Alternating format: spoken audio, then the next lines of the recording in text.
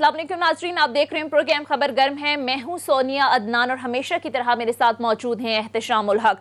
नाजरीन, मुल्क में पिछले 3 दिन से शदीद सियासी और आईनी बहरान इस वक्त जारी है और हर रोज़ हम देख रहे हैं कि सियासी सूरत हाल में कुछ ड्रामाई तब्दीलियां जो हैं वो मंजर आम पर आ रही हैं। मरकज़ के बाद पंजाब में भी एक नया आईनी बहरान पैदा हो गया है और तहरीक इंसाफ आज हमने देखा कि अपने ही डिप्टी स्पीकर के खिलाफ तहरीक अदम एतमाद ले आई।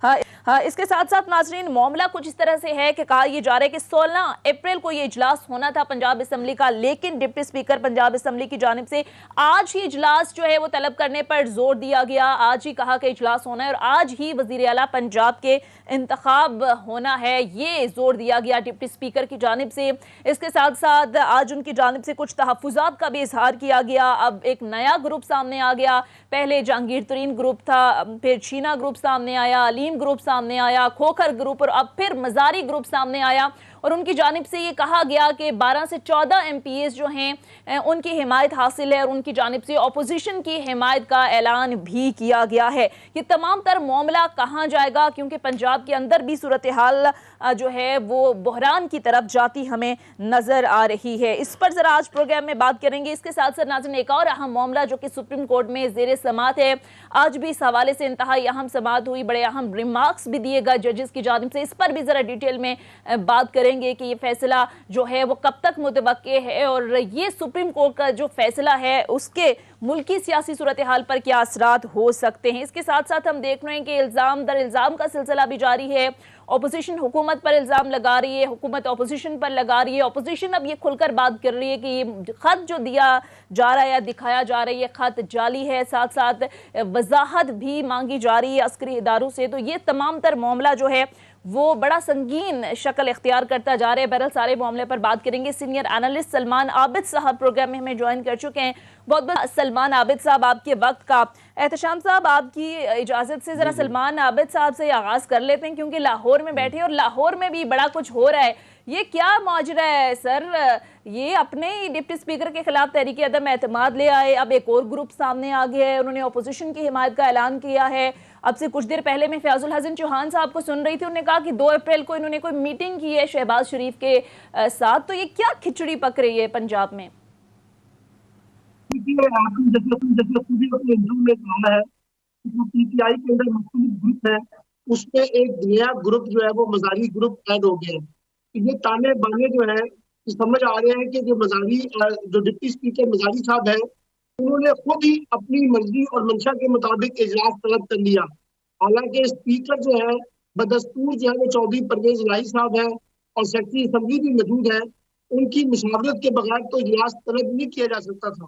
ये उन्होंने अपनी मर्जी और जब मंशा की है तो बाद में पता चला कि इनके ताने बाने जो है वो हमजा शहबाज और शहबाज शरीफ साहब के साथ जुड़ते हैं और अब उन्होंने कहा कि मेरे पास 10 से 12 लोग हैं जो अपोजिशन की हिमायत करेंगे।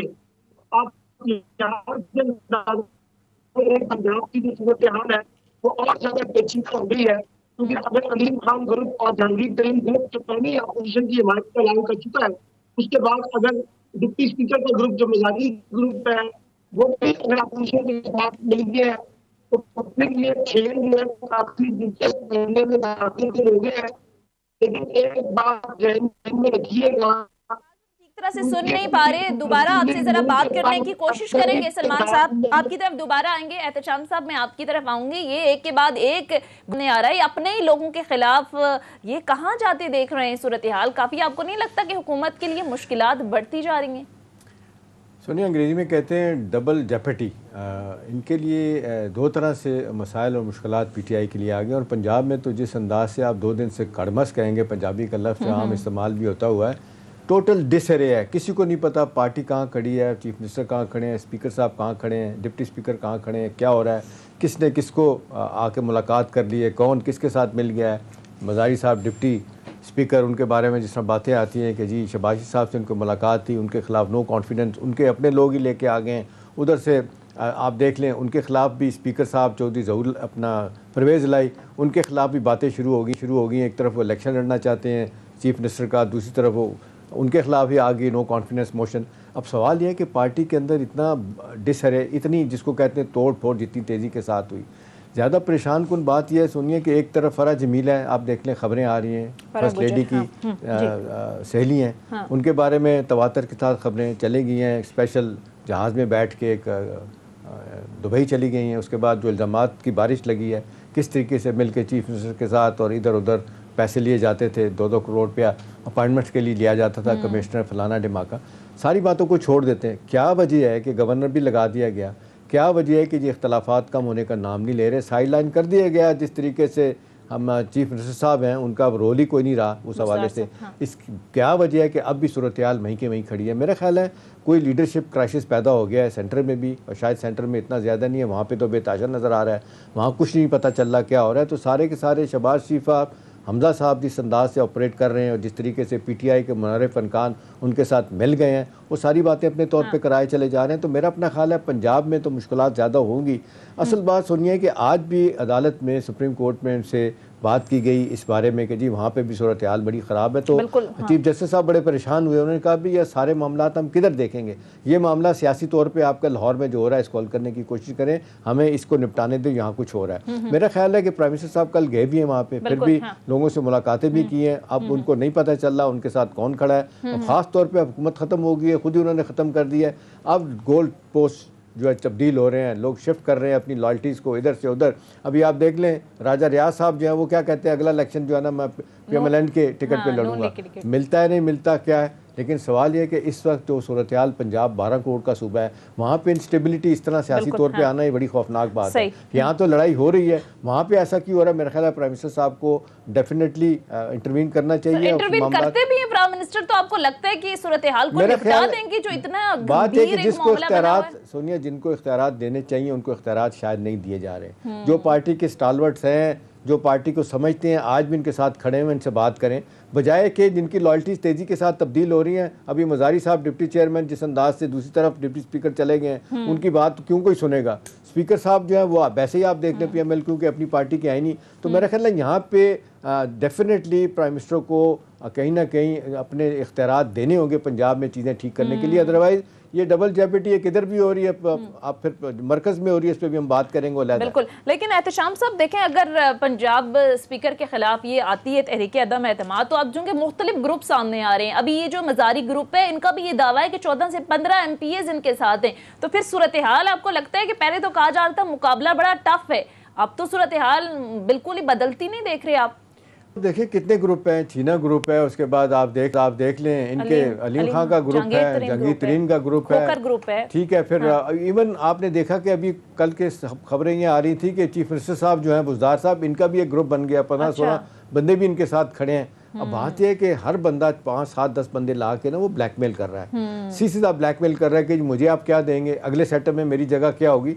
तो मेरा ख्याल है ये जितनी तेज़ी के साथ पीटीआई के साथ मामलात उनके पार्टी के अंदर मेरा ख्याल है झुंझलाहट का शिकार है। अगर मैं कहूँ ख़राब है तो शायद ठीक नहीं लगेगा, वहाँ पे चीज़ें ठीक करने की ज़रूरत है। अब पंजाब में अगर मामला ठीक नहीं होता इसका रिफ्लेक्शन यहाँ पे भी आएगा, लोग बातें भी करेंगे और फिर कोर्ट को आसानी हो जाएगी फैसला करने में कि हमने क्या करना है सुप्रीम कोर्ट में। अब जरा मरकज में आ जाते हैं, अदालत ने जो आज रिमार्क्स दिए जा रहे हैं इस पर भी, लेकिन एहतशाम साहब ये जो खत का मामला है, इस पर ऑपोजिशन बड़ा खुलकर सामने आ गई है कि कोई खत है ही नहीं, ये जाली खत दिखा रहे हैं। फिर अस्करी हुकाम से ये कहा जा रहा है, बार बार ये डिमांड की जा रही है कि आप आएँ और पोजीशन क्लियर करें।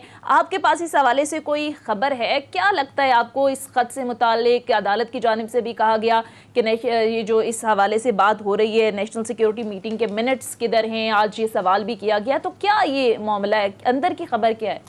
सोनिया, अंदर की खबर, बड़ी खबर ये है कि मिनट्स ऑफ द मीटिंग जो मुझे पता चले हैं, आपको पता है टॉप सीक्रेट होती हैं चीज़ें, लेकिन ज़ाहिर है इतनी जगहों पे जाती हैं, हर बंदे के ज़राए सोर्सेज होते हैं, वहाँ से जो पता चलती आई बातें, उनमें 2-3 बड़ी अहम चीज़ें सामने आई हैं। अच्छा। एक तो बात यह आई कि वहाँ पे जो बड़ी हीटेड डिस्कशन हुई, एक तो जिसमें हमने देखा कुछ लोग थे जिनमें श्री मज़ारी साहबा सब अप फ्रंट पे थी, वो कह रही थी कि इस इशू को पब्लिक डोमेन में ले जाया जाए, फैलाया जाए, खूब लोगों को बताया जाए। जबकि नेशनल सिक्योरिटी के एडवाइज़र मोई यूसुफ साहब बड़ी मुखालफत कर रहे थे, वो कह रहे थे कि भी देखें ये डिप्लोमेसी और पब्लिक डिप्लोमेसी इस तरह ना करें, इससे मामलात ख़राब होंगे। आपने जो बात कहनी है ये क्वाइटली बात करें, आराम से बात करें, इस तरह ले जाने से सूरत हाल और ख़राब होगी। परवेज़ खट्टर साहब का कहना था, जो मुझे इतला मिली है उसमें मिनट्स ऑफ द मीटिंग में, उनका कहना था कि जी सारी कहानी उस वक्त बदल गई कि जब लोगों को यकीन आ गया कि जी इसमें भरपूर तौर पे अमेरिका इन्वॉल्व है। अमेरिका लफ्ज़ यूज़ किया गया जी, हल्ला शेरी अमेरिका की तरफ से दी गई है। उन्होंने कहा हमारे अरकान भी इस वजह से भाग गए, उन्होंने भी साथ छोड़ना शुरू कर दिया। एलाइस की बात तो है अपनी जगह, अपने लोग भी जाना छोड़ गए। सोनिया, इसमें जो कैच है ना, जिस पे अब बात होगी और फैसला भी आ जाएगा, देखें किस वक्त फैसला आता है, वो बात वही है कि जी क्या ये वाक़तन इस ख़त में एक साजिश की गई, ये आलमी साजिश थी, अमेरिका की साजिश थी। अब तो खुल के नाम प्राइम मिनिस्टर ने भी ले लिया, deputy secretary of state Donald लू की जो बात हो रही है। आखिरी मीटिंग हमारे एम्बेसडर असद मजीद साहब से जो उनकी हुई थी, उससे पहले भी मीटिंग हुई थी। आपको याद है हमने शुरू में खबर ब्रेक की थी, क्या क्या बातें हुई थी। अब वो जो मीटिंग की अहम बात है कि जब उनको बताया गया, मेरी इतलात ये है जो मुझे बताया गया सोनिया, कि हमारी एजेंसीज़ की, सिक्योरिटी की एजेंसीज़ के लोगों ने ये मीटिंग में बात की कि जी ये सब कुछ होने के बावजूद हमें नहीं लगता, हमारे पास ऐसे शवाहद नहीं है कि हम कह सकें कि अमेरिका की हुकूमत रजीम चेंज की तरफ जा रही है। फिर इसके जवाब में जो दूसरी खबर है इसके साथ जुड़ी है, प्राइम मिनिस्टर साहब ने ये कहा कि जी हो सकता है ऐसा हो कि ये इंटर एजेंसी मामला हो अमेरिका में, ये डोनाल्ड लू ने जो बात की हो, ये ज़रूरी नहीं है कि ये प्रेसिडेंट बाइडन भी जो है ना इसके पीछे हो। अच्छा, ये कहा प्राइम मिनिस्टर, ये प्राइम मिनिस्टर ने कहा कि जी ज़रूरी नहीं है कि इसकी एंडोर्समेंट उनकी तरफ से भी हो। तो नेशनल सिक्योरिटी काउंसिल में ये बात हुई, वहाँ पे हुई, तो वहाँ पे उनको जवाब दिया गया कि फिर मेरी इतला जो है कि हमारी एजेंसीज़ के जो हेड हैं उन्होंने ये कहा कि जी इस मसले को ज़रूरत से ज़्यादा मत फैलाएं, ये परेशानी का बायस बनेगा, इसको जिस तरीके से डील करना चाहिए करें। ये ज़रूर है कि मुदाखलत हुई है, इसमें तो आप देख लें, कमेटी भी कहती है, DGISPR ने भी कहा कि जी मुदाखलत हुई है और जिस अंदाज से एक साजिश हुई है, लेकिन उसको इस अंदाज से बढ़ा देना कि सारी की सारी चीज़ें वहाँ पे जाकर रुक जाएं और अमेरिका के साथ का। फिर सब्सिक्वेंटली क्या हुआ, आर्मी चीफ ने भी एक फंक्शन में कहा कि अमेरिका के साथ हमारे बड़े ताल्लुकात हैं, हमारे ताल्लुकात हैं, फिर हमारे उनके साथ ट्रेड और इकोनॉमी के बड़े इंपॉर्टेंट रिलेशनशिप हैं, तो उन्होंने रूस हमले की मजम्मत भी की। दूसरी बात है कि सोनिया, ये मीटिंग में ये भी बात हुई कि जी जिस अंदाज से रशिया, चाइना, तुर्की बड़े शदीद तर बयान दे रहे हैं पाकिस्तान के हक में, तो ये उनको बताया गया कि जी ये शायद पीटीआई हुकूमत के लिए, पीटीआई के लिए, लेकिन मुल्क के लिए शायद इतने अच्छे नहीं हैं, क्योंकि इस वक्त वो फ़ायदा उठा रहे हैं अपने तौर पे। अभी देखें ना, प्रेसिडेंट बाइडन, कोई माने ना माने, प्रेसिडेंट बाइडन ने इमरान को बुला के फ़ायदा तो खुद उठाया ना। वो टोटल आइसोलेशन में हो सकता, वहाँ कोई जाने वाली नहीं था, कम अज़ कम उसको चाहिए था उस रात, तो जिस रात ये पहुँचे उस रात तो हमला ना करता यूक्रेन पे, उसने वो भी किया। तो मेरा ख्याल है उस हवाले से लोग कह रहे हैं कि हमें टोटली सारे के सारे अपने क्या कहते हैं अंडे एक टोकरी में नहीं रखने। हम तो बैलेंस करने की कोशिश कर रहे हैं, एक अरसे से हम कह रहे हैं। ठीक है, प्राइम मिनिस्टर साहब का कहना अच्छी बात है, इमरान खान साहब का कि जी हम लड़ाई में साथ नहीं देंगे, हम में साथ देंगे, लेकिन सोनिया कुछ चीज़ें होती हैं, तरीके से बात करनी होती है। आप जेस्चर करते हैं ना, आप पोस्चरिंग होती है, आपकी होती है, आप मैसेजिंग कर रहे होते हैं, इस तरह ओपनली बात नहीं करते जिससे मामलात ख़राब हो। तो मेरा ख्याल है फ़ौज का नुक्ता नज़र भी माजत के साथ थोड़ा सा डिफरेंट है, प्राइम मिनिस्टर साहब जिस तरह सोचते हैं ऐसा नहीं है। ओके, ये एक बड़ी अहम बात कर ली एहतशाम साहब ने। बहरहाल सलमान आबिद साहब भी हमें ज्वाइन कर चुके हैं। सलमान आबिद साहब, आप इस सारी सूरत हाल को किस तरह से देखते हैं? अब खासकर एक तरफ तो मरकज़ के बाद पंजाब में भी ये आईनी बहरान पैदा हो गया, इससे भी गवर्नमेंट को अब निमटना है। दूसरी तरफ ये जो ख़त का मामला है, इस पर बड़े तहफ़्फ़ुज़ात, बड़े खदशात का इजहार किया जा रहा है। अपोजिशन तो कह रही है ख़त सिरे से कोई है ही नहीं, ये जाली ख़त है। फिर गवर्नमेंट, ज़ाहिर है आज इमरान खान साहब ने आज भी ट्वीट किया और कहा कि पाकिस्तान की खुद मुख्तारी पर किसी सूरत समझौता नहीं होगा, बैरूनी साजिश की गई है जिसके सबूत हैं। तो कहाँ जाता देख रहे हैं मामला? देखिए, वैसे तो इस वक्त अगर हम देखें तो जो सियासी लड़ाई है उसको हम एक पार्लियामेंट के अपना उस पर कोर्ट, सुप्रीम कोर्ट में ले गए हैं, कानूनी कोर्ट के अंदर, और कोशिश कर रहे हैं कि कानून का कंधा इस्तेमाल करके अपनी मर्जी और मंशा के फैसले करवा सकें। मेरा ज़ाती ख्याल ये है कि मुल्क जिस बुरानी कैफियत में है, इसका रेजोल्यूशन जो है वो तो नए इंतखाबात हैं और फौरी इंतखाबात हैं, और ये इंतखाबात की तरफ जाना पड़ेगा, सिर्फ नेशनल असम्बली के नहीं बल्कि नेशनल असम्बली समेत चारों सूबाई असम्बलियों के नए इंतखाबात का मामला जो है वही सरे फहरिस्त होना चाहिए। और इस पर सियासी जमातों ने इत्तफाक भी किया है कि वो नए इंतखाबात की तरफ जाने के लिए तैयार हैं, लेकिन पहले जो स्पीकर की रोलिंग है उसको ख़त्म किया जाए। तो मेरा ख्याल है कि कानून का फैसला कुछ भी आए, अल्टीमेटली जाना तो हमें जो है ना नए इंतखाबात की तरफ जाना पड़ेगा, एक बात। दूसरी बात यह है कि देखिए, ये जैसे भी एहतशाम साहब कह रहे थे कि शायद फॉरेन पॉलिसी के हवाले से कुछ स्ट्रेटजी में फर्क नजर आता है प्राइम मिनिस्टर का और एस्टैब्लिशमेंट के दरमियान।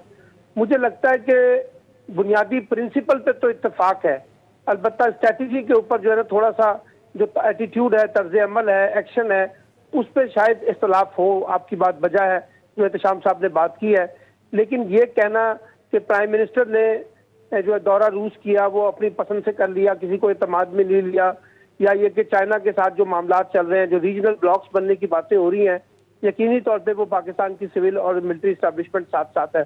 लेकिन क्योंकि अब एक लड़ाई बड़ी है अमेरिका के तनाजुर में और चाइना के तनाजुर में, उसमें रशिया भी है, तो इसलिए आपको पाकिस्तान की डोमेस्टिक पॉलिटिक्स में भी एक वाज़े जो डिवीजन नजर आ रही है। जिस तरीके से शहबाज शरीफ साहब और बाकी लोग अमेरिका की हिमायत कर रहे हैं, तो लगता यह है कि उनको उनके जो इंटरेस्ट हैं, या वो ये समझते हैं कि उनको अमेरिका के कैंप में अपने आप को ज़्यादा कंफर्ट फील करते हैं। तो यही वो वजह है कि जिसकी वजह से सोसाइटी में डिवीजन आई है। लोग समझते हैं कि प्राइम मिनिस्टर साहब जो है वो एक और नई खारजा पॉलिसी को के खदोखाल वाज़ा कर रहे हैं, जबकि कुछ लोग ये हैं कि जो पुरानी खारजा पॉलिसी है, जो प्रो अमेरिका पॉलिसी है, उसके साथ चलना चाहते हैं। तो एक बड़ी, और इमरान खान साहब ने पिछले दिनों में जो पॉपुलैरिटी ली है वो भी इसी वजह से ली है कि जो उन्होंने स्टांस लिया है। जहां तक खत का मामला, ये जो मरासले का मामला है, देखिए इसकी तो अभी जब तक कोई इन्वेस्टिगेशन ना हो उस वक्त तक कोई बात हतमी तौर पे नहीं की जा सकती। बाकी कुछ पॉलिटिकल स्टांस है जो हुकूमत भी ले रही है, अपोजिशन भी ले रही है, लेकिन अब इस अपोजिशन से पूछे ना, जो इन कैमरा सेशन हुआ था पार्लियामेंट का, उसका बाइकाट करने की क्या जरूरत थी? और कल चीफ जस्टिस ने भी उनसे पूछा है कि भाई आपने बाइकाट क्यों किया? अगर आपके कुछ कंसर्न थे तो आपको जाना चाहिए था पार्लिमानी जो इन कैमरा सेशन था वहां, आप तो गए नहीं। जो सियासी फोरम था जहां जाना चाहिए था वहां नहीं गए। फिर आप ये देखिए जो कौमी सलामती की कमेटी है, उसका जो मुश्तरका इलामिया है, फौज तो फिलहाल उसी इलामिया के साथ खड़ी है और वो कह रही है कि उसके ऊपर हमने अपने कंसर्न शेयर किए हैं। तो मेरा ख्याल है कि इसके ऊपर भी जो एम्बिग्यूटी क्रिएट की जा रही है, उसमें हकाइक भी अपनी जगह दुरुस्त हो सकते हैं, लेकिन अपने अपने अंदाज से जो तशरीह कर रहे हैं पॉलिटिकल इंटरेस्ट के कॉन्टेक्स्ट में, उससे भी मसाइल जो है वो पैदा हो रहे हैं। सही, ठीक है एहतशाम साहब, ये बात तो दुरुस्त है कि मुश्तरका एलामिया में जो जारी किया गया इस मीटिंग के हवाले से, उसमें बड़े वाज़े अंदाज में कहा गया कि बैरूनी साजिश है और कंडेम भी किया गया। लेकिन अपोजिशन जो नुक्ता उठा रही है, एक तरफ वो कह रही है खत जो है वो जाली है, दूसरा वो कह रहे हैं कि 7 मार्च को ये धमकी हमें खत मौसूल हुआ, तो 27 मार्च को ये खत दिखाया गया, इस हवाले से बात की गई। अगर इतना हसास मामला था तो इतने दिन बीच में बात क्यों नहीं की गई? फिर नेशनल सिक्योरिटी मीटिंग के हवाले से बड़ी तनकीद कर रहे हैं कि इतनी लेट क्यों बुलाई गई? अगर इतने ही संगीन मामला था, इतने ही थ्रेट्स मौजूद थे, तो ये छुपाए क्यों रखा मामला? सुनिए, पहले तो मैं ख़बर के तौर पे आपको बता दूं, और मेरा ख्याल है सलमान आबिद साहब भी चीज़ों को समझते हैं बड़ी अच्छी तरह से।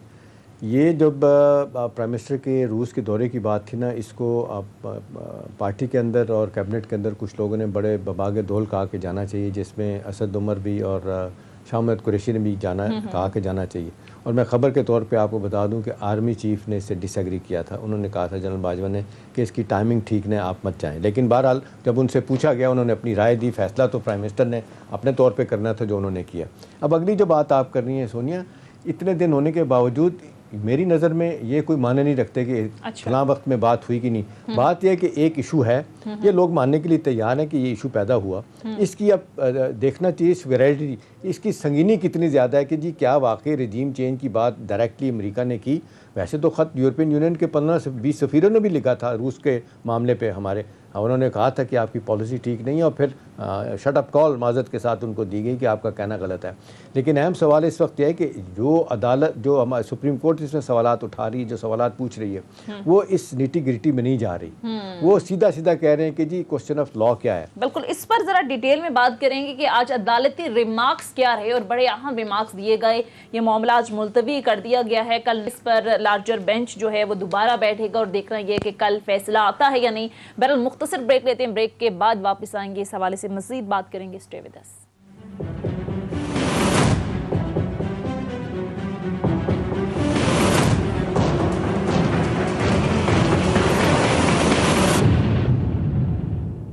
ब्रेक के बाद खुश आमदीद। सलमान आबिद साहब, ये अभी ब्रेक पर जाने से पहले, बल्कि एहतेशाम साहब आप ही बात कर रहे थे, ये अदालत की आज रिमार्क्स बड़े अहम रहे। एक दो अगर मैं पढ़ के आपको सुनाऊं तो अदालत की जानिब से कहा गया कि रूलिंग में बज़ाहिर इल्जामात हैं, कोई फाइंडिंग नहीं है। क्या स्पीकर हकाइक सामने लाए बगैर ऐसी रूलिंग दे सकता है? यही आईनी नुक्ता है जिस पर अदालत फैसला दे सकती है। बज़ाहिर तो ज़ाहिर है अदालत ने फैसला देना है, अदालत क्या फैसला देखती है देखना होगा, लेकिन ये जो रिमार्क्स हैं, ये ऑब्जर्वेशन जो दी गई हैं, इसको देख के क्या लगता है आपको? मुमकिन तौर पर कोई ऐसा फैसला अदालत दे सकती है जो सबके लिए काबिल कबूल हो, या मुकम्मल तौर पर आईनी फैसला होगा कानून? मेरा ख्याल है ये तो कहना बड़ा मुश्किल है कि सबके लिए काबिल कबूल हो। इस तरह के हालात में, जैसे पहले दिन ही हमने कहा था कि जुनैद मरहूम के ज़माने में एक फ़ैसला आया था, फिर लोगों को कहा गया कि ये इलेक्शन अनाउंस हो चुके हैं, पब्लिक गेयर अप हो चुकी है, अनकॉन्स्टिट्यूशनल फैसला डिक्लेयर किया गया जुनैद साहब की असम्बली को ज़ियाउल हक़ ने जो ख़त्म किया था, तहलील किया था, लेकिन रिलीफ उस तरह नहीं मिला। उस लिहाज से रिलीफ बड़ा मिल गया कि एक जिसको कहते हैं कि लोगों के दिलों में कहें या कम से come on the face of it उनकी एक बन गई कि जी उनके साथ ज़्यादती हुई है। ठीक है जी। अब सवाल ये कि इस केस का जो इंटरेस्टिंग एलिमेंट है वो ये है कि ये तो सबको पता है सोनिया कि बाहर की दुनिया, ख़ास तौर पे हिंदुस्तान की टीवी में देख रहा था, कुछ भेजे लोगों ने, उन्होंने भी कहा कि छक्का मारा है इमरान ने और ये अपने आप को बचा लिया। देखिए ये उस दिन तो बड़ी एम्बेरसमेंट वाली बात थी ना। अगर 144 के साथ वोटिंग होती और 195 उनके बंदे होते तो ज़ाहिर है एक बहुत बड़ा मॉरल एज उनको मिलता। वो फौरी तौर पे कहते कि जी प्राइम मिनिस्टर को अब छोड़ना चाहिए, फौरी इलेक्शन कराने चाहिए। बात वो सलमान साहब जो कर रहे हैं वही है, जाना इलेक्शन की तरफ है। अनाउंस हो चुकी हैं सारी चीज़ें, लेकिन अब इसको कैसे सिमेटा जाए, क्योंकि अपोजिशन जो है ना वो ये पॉइंट बना के बैठ गई कि नहीं जी पहले इसको बहाल करेंगे, no vote of no confidence होगा, उसके बाद अगले उसकी तरफ जाएंगे, क्योंकि उनको लग रहा है कि उनकी सुक्की हुई है। उनको लग रहा है कि पॉलिटिकल माइलेज जो लेना चाहते थे उनसे मिस हो गया, जो इमरान उनसे लेके चला गया। अब सवाल ये कि जी अपनी अदलिया क्या कर सकती है? अदलिया बीच का रास्ता मेरा ख्याल है कि ये भी हो सकता है कि वो कहें कि फ़ैसला अनकॉन्स्टिट्यूशनल है, गलत है, जल्दबाजी में किया गया, लेकिन जो है ना इसको फिर वो फैला सकते हैं किसी और तरह से।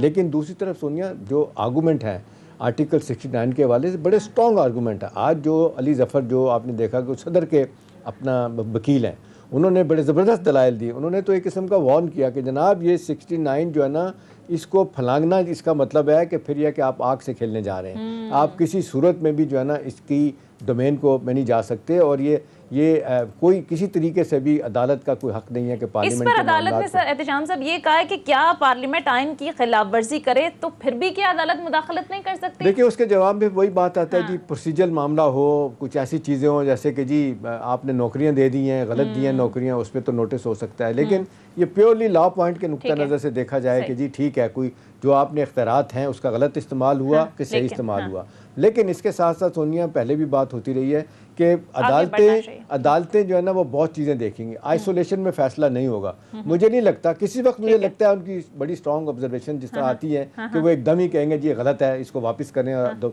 आप जाएं वहाँ पे असम्बली को बहाल करते हैं। फिर किसी वक्त लगता है कि नहीं, उनको भी अंदाज़ा है कि मुल्क जिस हैजानी कैबी से गुजर रहा है, वो बार बार क्यों कह रहे हैं जल्दी करें। आप स्टॉक मार्केट का रोज़ आप हाल बताती हैं सुनिए, जिस तरीके से कल ही देख लें 185 अरब रुपया लोगों का डूब गया, 185 रुपये पे 85 रुपए का हो गया, आपका डॉलर हो गया और बढ़ते चला जा रहा है। सारे इकोनॉमिक इंडिकेटर नीचे की तरफ जा रहे हैं। शहबाज शरीफ साहब ने भी खतरे की घंटी बजा दी है। उन्होंने कहा है कि माशी तौर पर तबाह हो गए तो फिर किसी बैरूनी साजिश की हमें जरूरत नहीं पड़ेगी, अंदरूनी तौर पर भी लोग ऐसे हैं जो मुल्क को माशी तौर पर तबाह कर रहे हैं।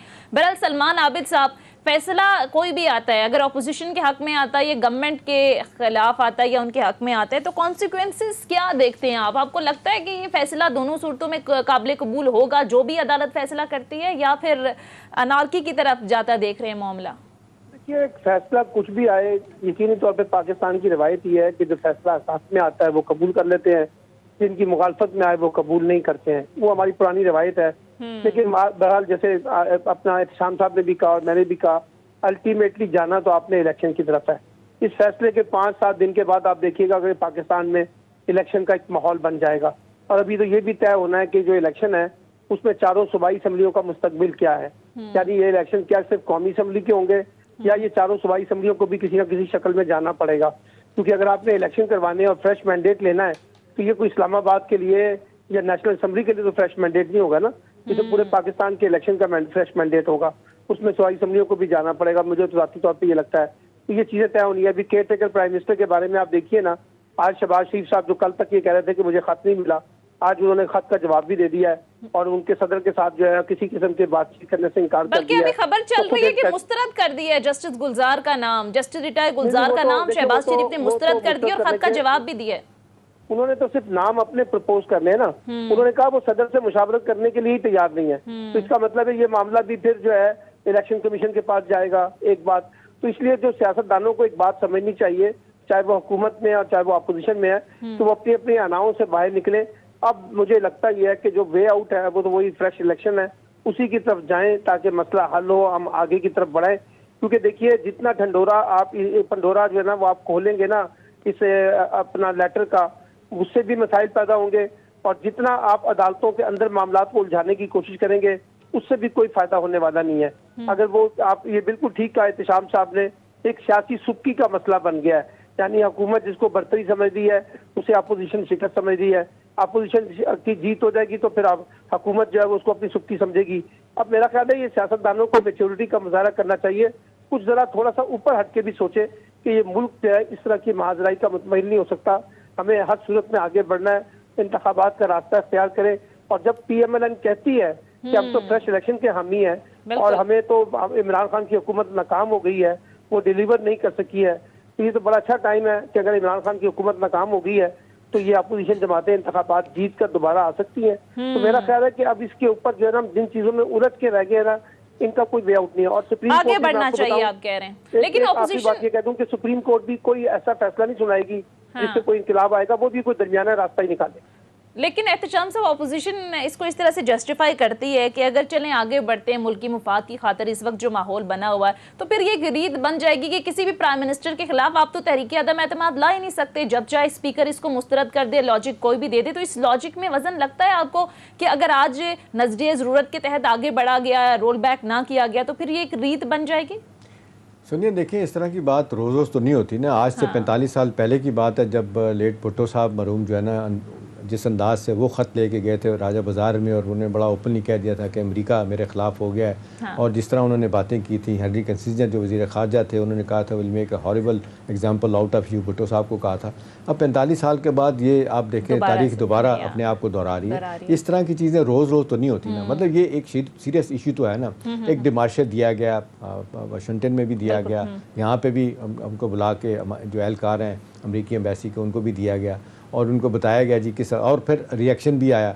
और बाय द वे डोनाल्ड लू से जब सवाल पूछा गया कि जी रजीम चेंज पे आपके इल्ज़ाम लग रहे हैं कि आप ज़बरदस्ती, उन्होंने कोई बात नहीं की, जवाब नहीं दिया। लेकिन स्टेट डिपार्टमेंट का स्पोक्समैन यही कहता है कि जी हम नहीं कर रहे। वो कभी उन्होंने कहा है? उन्होंने आज तक जितने मुल्कों की फहरिस्त अब लेटेस्ट छपी है वो कोई 45 ममालिक के अंदर उन्होंने रजीम चेंज किया। साउथ अफ्रीका, साउथ अमेरिका के कोई 25 ममालिक में उन्होंने चेंज किया। फिर इराक देखें, लिबिया देखें, सीरिया में किस तरह खुशी की गई, अफगानिस्तान बेताशा जगहों पर हुआ। वो कहते हैं 30 साल के बाद जो CIA के पेपर डिक्लासीफाई होते हैं, सोनिया वो मानते हैं। इवन ईस्ट पाकिस्तान जब तोड़ा था तो वो कहते थे हम भी चाह रहे थे कि टूटे। ठीक है ना, रशिया ने पूरी उनकी मदद की थी एक ऑपरेशन का बहाना बना के एग्रीमेंट का, और कहते हम भी यही चाह रहे थे। लेकिन जब इंदिरा गांधी ने पंजाब पे, पाकिस्तान पे, वेस्ट पाकिस्तान पे हमला करने की कोशिश की तो हमने उसको रोक दिया। निक्सन ने बड़ी खौफनाक वार्निंग दी थी कि अगर आप ऐसा करोगी तो आपके लिए मुश्किल हो जाएगी, वरना इंदिरा गांधी तो उसी हल्ले में इसको भी तोड़ना चाहती थी। तो ये चीज़ें हैं, वो मानते भी हैं 30 साल के बाद। अब ये देखते हैं ये कब चीज़ें, अब वो भुट्टो साहब वाला मामला भी डीक्लासिफाई हुआ, लोगों को पता चल गया कि सूरत हाल क्या थी। फौरी तौर पे इस बारे में नहीं आएगा, लेकिन एज वी स्पीक अमेरिकन हुकूमत इसको डिनाई करती है। सही। अच्छा, अब सलमान आबिद साहब आप बात कर ले अर्ली इलेक्शन की, हुकूमत तो जाहिर है फुल मूड में है। वाजिद सदर ने इलेक्शन कमीशन को खत भी लिख दिया कि 90 रोज के अंदर अंदर इलेक्शन होने चाहिए। लेकिन अगर मामला इलेक्शन की तरफ जाता है तो आपको क्या लगता है PTI कामयाब हो सकती है? प्राइम मिनिस्टर जो बयानियां बिल्ड कर रहे हैं, मुश्किलात अवामी सतह पर बहुत ज़्यादा रही इन 3-3.5 सालों में, महंगाई रही, ओवरऑल गवर्नेंस के मामलात पर बहुत सारे सवालात उठाए गए, लेकिन पब्लिक के अंदर जो बयानियां लेकर प्राइम मिनिस्टर आए कि बैरूनी साजिश के तहत हटाया गया है, फिर इस्लामोफोबिया के हवाले से उन्हें बड़ी अहम कामयाबी मिली। तो ये एंटी अमेरिका सेंटीमेंट्स बड़े पाए जाते हैं, और चाइना के बारे में, रूस के बारे में जो नया रीजनल ब्लॉक बन रहा है पाकिस्तान में, जनरली लोग ये समझते हैं कि अमेरिका के मुकाबले में इस ब्लॉक की तरफ जाना चाहिए, और इमरान खान वो लड़ाई लड़ रहा है। और कुछ लोग जो है, जैसे इमरान खान ने खुद मुख्तारी की बात की तो शहबाज शरीफ साहब ने कहा हम तो बैगर हैं। तो बहुत से सवालात ऐसे हैं जिसमें अपोजिशन से मिसकैलकुलेशन हुई है। वैसे टाइमिंग है एहतशाम साहब, मुझे ब्रेक पर जाना है। ये अच्छा। शहबाज शरीफ साहब ने ये जो बात की, अब ऑलरेडी ज़्यादा डिस्कशन चल रही थी कि हम खुद मुख्तार मुल्क हैं, लोग भी ये बयानिया बाय हो रहा था, ये नहले पे दहला शहबाज शरीफ साहब को क्या जरूरत थी सर ये इस तरह के बयान देने की? अब ब्रेक पे जा रही जी है। ठीक है, ब्रेक पर जाएंगे, ब्रेक से वापस आके एहतशाम साहब के सामने सवाल रखेंगे। Stay with us.